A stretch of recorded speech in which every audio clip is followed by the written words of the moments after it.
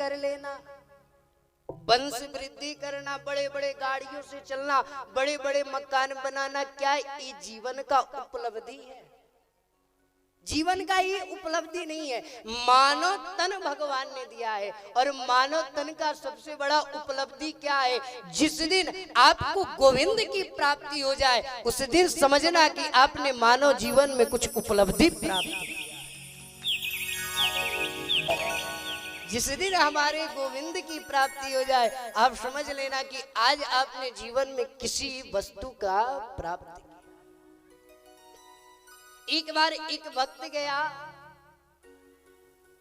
गोस्वामी जी के पास, तुलसीदास जी के पास, उनसे प्रश्न किया, कहा महाराज हाँ आपने राम कथा लिखा है, राम कथा को जन जन तक पहुंचाया है। गोस्वामी जी ने कहा हाँ। कहा आपसे एक प्रश्न है।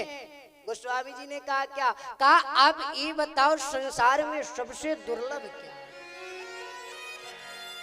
संसार में कौन सी वस्तु ऐसा है जो सबसे दुर्लभ है? गोस्वामी जी मुस्कुराते हुए, और गोस्वामी जी कहते हैं कि संसार में दो ही वस्तु दुर्लभ है। संसार में दो ही वस्तु दुर्लभ है, कौन सा? तो एक हरि की कथा और दूसरा संत। संत समागम हरि कथा, तुलसी दुर्लभ होए। गोस्वामी जी ने कहा कि संसार में दो वस्तु दुर्लभ हैं, कौन सा? तो संत समागम, पहले संतों का संगत और दूसरा हरि कथा। अच्छा, भक्त ने कहा आपने कहा कि संसार में दो वस्तु दुर्लभ हैं, पहला संत और दूसरा कथा। कहा ये बताओ दोनों में अति दुर्लभ क्या है? आपने ये तो कह दिया कि संसार में दो ही वस्तु दुर्लभ है, एक कथा दूसरा संत, लेकिन दोनों में अति दुर्लभ क्या है? गोस्वामी जी कहते हैं संत में और कथा में अगर सबसे अधिक दुर्लभ है तो उस संत है। क्यों कहा?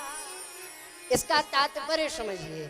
क्यों? क्योंकि आपके जीवन में कथा का आगमन तभी होगा जब आपके जीवन में संत का आगमन होगा। क्योंकि जब तक आपके पास संत नहीं आएंगे तब तक आप भगवान से जुड़ नहीं। तो आज आपको दोनों लाभ प्राप्त हो रहा है। क्या? अयोध्या से, काशी से, वृंदावन धाम से आपके द्वार पर संत चलकर आए हैं, और आज से आपके इस ग्राम के कण कण तक भागवत जी रूपी गंगा प्रवाहित हो।